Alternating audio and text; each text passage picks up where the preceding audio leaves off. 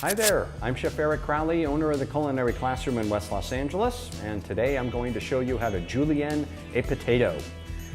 After we wind up peeling the potato, our first step is to have a proper knife grip. Middle ring and pinky finger around the handle, thumb and forefinger around the blade. And what I'm trying to achieve with the julienne is a matchstick shaped piece, which is also going to be visually described as a rectangular piece. It's going to be about 2 to 2.5 inches long.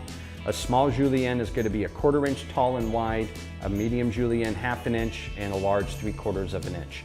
Really what your goal is when you're cutting your juliennes is trying to keep your pieces all the same size so they'll wind up cooking evenly.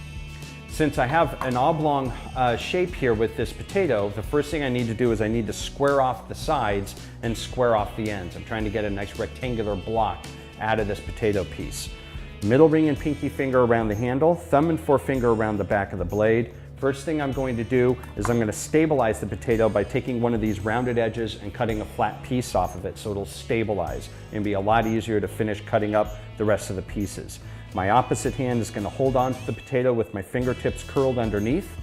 I'm going to take my knife and I'm going to start to cut off this rounded piece right here and make a nice flat piece.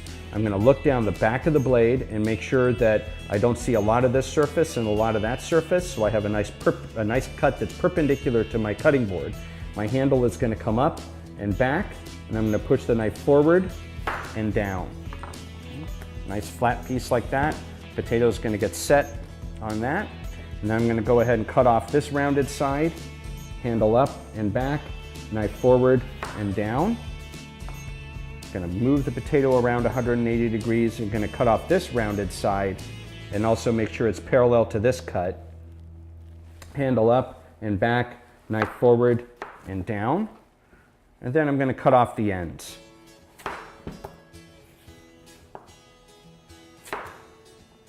What I'm looking for, I'm going to actually keep this piece, this section uncut, and I'll explain why in a second. This is the first section that I wound up cutting off. And what I'm looking for when I cut this away and turn this over is I'm actually looking for some nice points all around. I'm going to make a nice rectangular piece out of it. So I'm going to trim a little bit more here. And once we have some nice points all around, this is our rectangular block that we're going to use to in turn cut our juliennes out of. If I'm going to make a fine or a small julienne, I'm going to bring my knife in about 1/4 inch to the left. Notice my first knuckle on my middle finger is going to rest along the side of the blade. If you're not comfortable doing that right now, you will start to get that with a little bit of practice. Handle is going to come up and back, knife forward and down, and make a nice 1/4 inch thick cut. If I wanted to make a medium julienne, then I'm going to make a 1/2 inch wide cut. Handle up and back, knife forward and down. And if I want a large julienne, it's going to be about 3/4 inch cut. Handle up and back, knife forward and down. After I've got these cuts, to finish off the julienne, I'm going to take that piece and lay it on its side, and come on in about 1/4 inch again, and then go ahead and cut. And if you have several slices, you can stack them up. And this is a small julienne.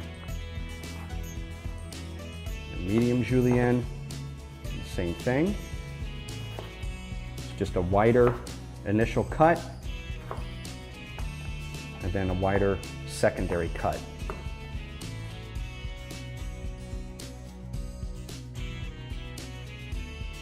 And in case you're asking, the reason why when I wind up to come in for my last julienne, when I lay the potato down, the reason why I didn't cut this side here is so I have a little something to grab a hold of.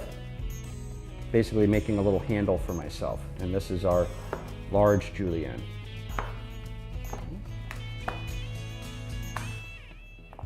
And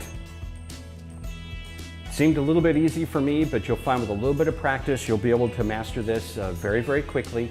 And this is how you wind up making a small, a medium, or a large julienne. Thanks again for watching. Be sure to subscribe so you can get some additional information. If there's a recipe that you would like to see me make, feel free to send an email to requests@mahalo.com. Thanks again, and I'll see you soon.